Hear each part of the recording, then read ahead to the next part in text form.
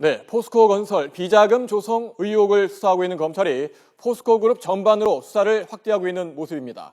서울중앙지검 연결합니다. 이승현 기자. 네, 서울중앙지검에 나와 있습니다. 예, 먼저 포스코그룹 수사 속보부터 알아보겠습니다. 정준양 전 그룹 회장까지 소환 대상으로 거론되고 있는데 관련자 소환 조사는 어떻게 진행되고 있습니까? 네, 검찰의 우선 조사 대상은 포스코건설의 100억 원대 비자금 조성 의혹입니다.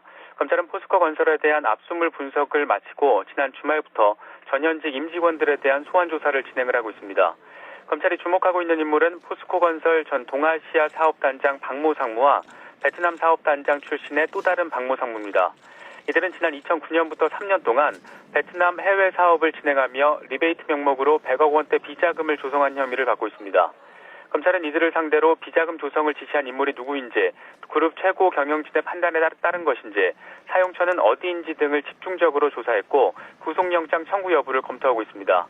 검찰은 일명 정준양 라인에 있던 인물들을 조사해서 비자금 조성과 관리, 용처 등에 대한 조사를 마친 뒤에 정준양 전 회장을 소환 조사한다는 방침입니다. 네, 정준양 전 그룹 회장을 소환하겠다는 것은 다시 말해서 이번 수사가 포스코건설뿐만 아니라 그룹 전반으로 확대되고 있다고 볼 수 있는 겁니까? 네, 표면상으로는 이번 수사가 포스코건설 비자금 조성 의혹에서 시작이 됐지만 수사는 그룹 전반으로 확대되고 있는 모습입니다. 검찰이 주안점을 두고 있는 부분은 정준양 회장 당시에 포스코가 수익성이 의심되는 부실 업체들을 잇따라 인수합병한 부분입니다.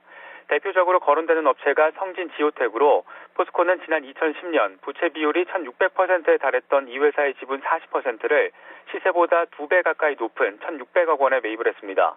이 업체는 인수 뒤 지난해까지 3천억 원 가까운 손실을 냈는데 인수 당시 이 회사의 전 회장 전모 씨와 박영준 전 지경부 2차관이 가까운 사이로 알려져서 정권 실세 개입 의혹이 끊이질 않았습니다. 또 포스코 ICT가 무리하게 인수했다는 평을 받고 있는 삼창기업의 이두철 회장은 이상득 전 의원과 돈독한 관계를 맺은 것으로 알려졌습니다.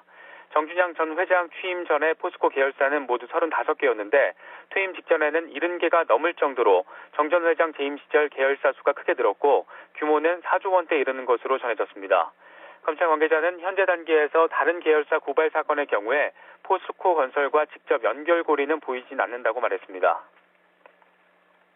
이번에는 방산비리 알아보겠습니다. 이미 이규태 일광공영 회장과 측근들이 구속됐는데 이 회장의 두 아들도 조만간 소환 조사를 받게 될 것으로 보인다고요? 네, 추가 소환 대상으로 거론되고 있는 인물은 일광공영 대표와 계열사 일진하이테크 대표를 맡고 있는 이 회장의 두 아들입니다. 검찰이 이들을 통해서 파헤치려고 하는 부분은 빼돌려진 국방비 500억 원의 사용처입니다. 검찰은 일단 이들이 빼돌린 돈이 정관계 로비에 활용됐을 가능성이 큰 것으로 보고 있습니다. 일광공영이 방사청과 터키 하벨산사 사이의 거래를 중개하는 과정에서 해당 연구 용역이 일광 계열사로 재하청된 것으로 파악된 만큼 이 회장의 아들들 역시 비리에 깊숙이 개입됐을 가능성이 크다는 것이 합수단의 판단입니다.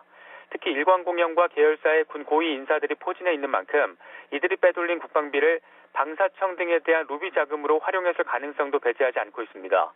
이 회장이 1세대 무기중개상으로 30년 넘게 활동한 만큼 이번 수사가 대규모 정관계 방산비리 로비 수사로 확대될 수 있을지 주목되고 있습니다. 지금까지 서울중앙지검에서 YTN 이승현입니다.